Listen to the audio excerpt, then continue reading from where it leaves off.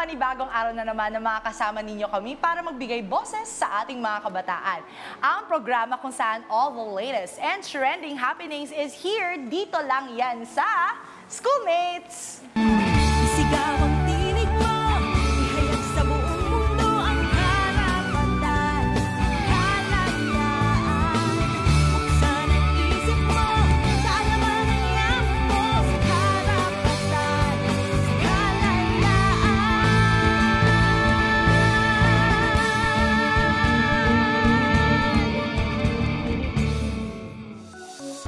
Schoolmates generational trauma sa madaling salita ay mga experiences na napapasa or namamana nga daw ng mga kasunod na henerasyon, regardless if it's attitude, traditions, beliefs, expectations, and other aspects in our life na ating kinalakihan.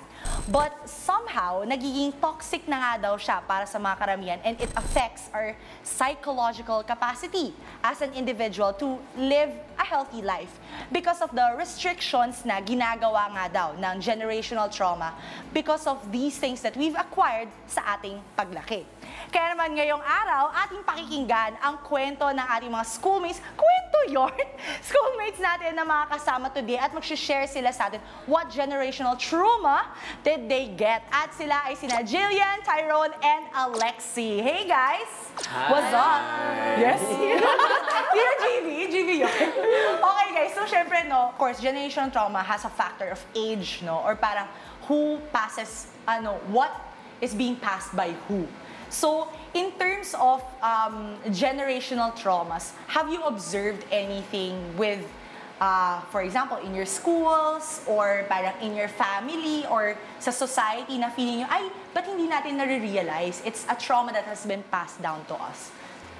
Siguro more on yung lack of acknowledgement po, yung napapansin ko. What do you mean by lack of acknowledgement? Lack of acknowledgement, like, yung lack of awareness or hindi nare-realize na, trauma na pala yung namamanifest ng parents ko sa akin, yung mga ganun po. At the same time kasi, parang this generational trauma, I believe, is unconsciously natin siyang napapasa kasi. Unconsciously natin siyang namamanifest with the way how we parent our children.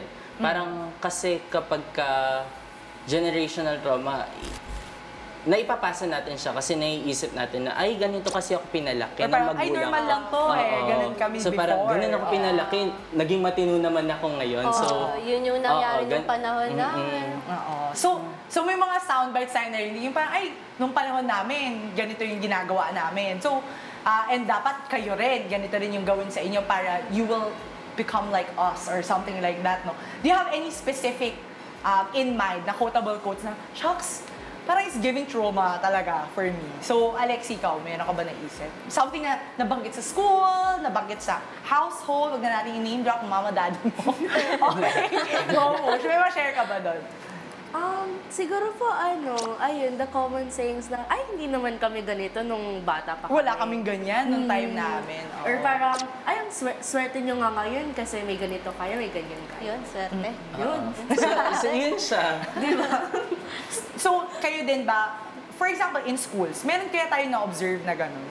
Mga terror teachers na matatanda na and then minamanifest pa rin ngayon yung way of teaching na nakasanayan nila. So, parang in your eyes, it's like an outdated way of doing things that can or cannot do, or like, give generational trauma. So that's what we classify. It's like outdated ways of doing things. Yes, no? Especially because then po, like continuously na nag-evolve yung world, nag-grow yung people, and what was applicable nung time nila, possible na hindi na rin po applicable sa time natin. Hindi na siya helpful sa atin, kumbaga.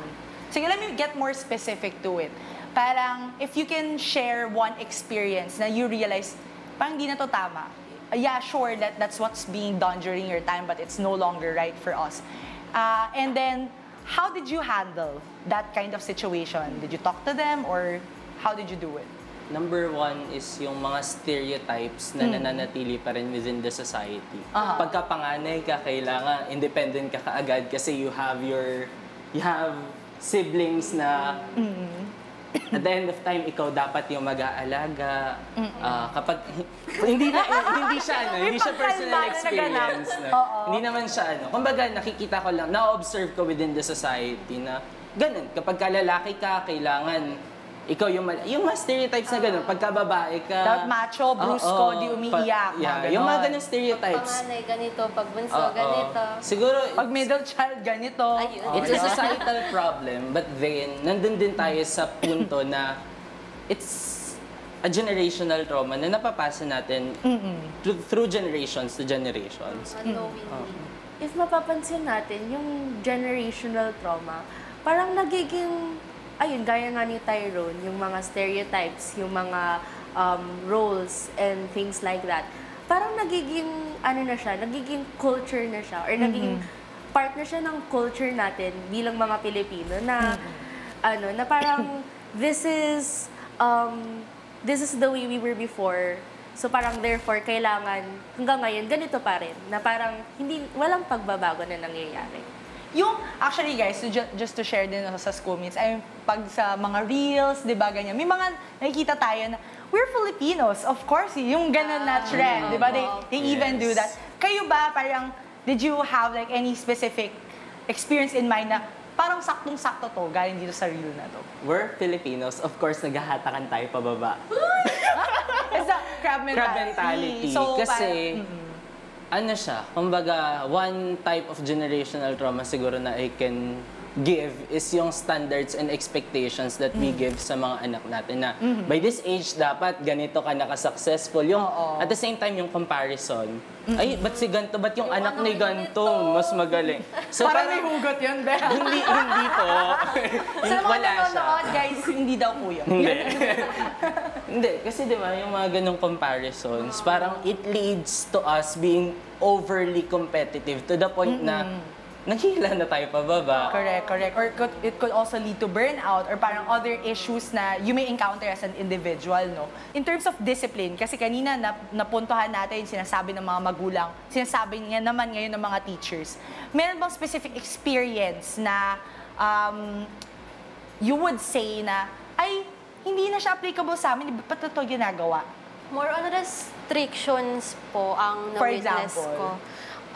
Hindi po siya sa sarili ko, pero with my friend, na yung restrictions na ini-impose sa kanya is sobrang strict na po to the point na iiyak siya sa akin and then ang sasabihin niya, kasi si mama ganito, ganyan. Or parang gagawin mo ng reason na, kasi nung time ni mama ganito siya so dapat ganito din daw Opo, ako. sobrang, anong tawag doon? Yung parang makaluma yung thinking nung parent. Parang outdated way of thinking, Ay, opo, backwards thinking, gano'n, no? So, siguro maraming environments where generational trauma might exist. And I'm sure mas marami din kayo share din later, no? And how did really affect you as an individual as growing up, no? Mas maraming sharing pa ang malalaman natin, kaya huwag kayong bibitiw. Magbabalik pa ang Schoolmates!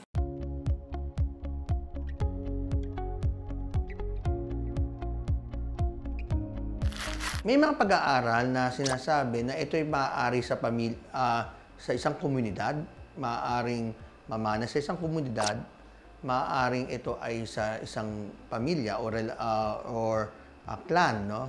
Marami pa rin pag-aaral na nais pang saliksikin kung ito ba ay masasabi natin pathological, no?